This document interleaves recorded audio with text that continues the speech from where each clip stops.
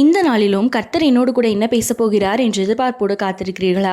வாசிக்கலாம். ரோமர் 12ஆம் அதிகாரம் 2ஆம் வசனம்.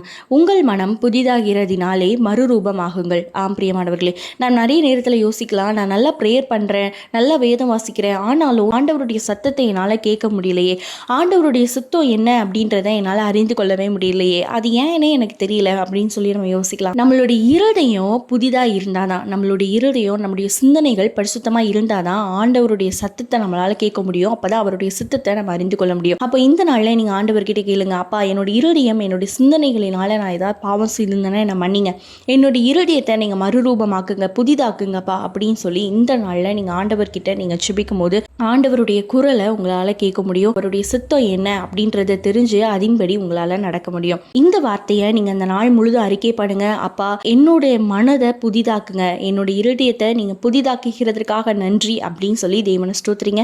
கர்த்தர் நிச்சயமாக அவருடைய சத்தத்தை நீங்க கேட்கவும், ஆவிக்குரிய வாழ்க்கையில இன்னும் அதிகமாக நீங்க வளரவும் தேவன் உங்களுக்கு கிருபை செய்வார். God bless you.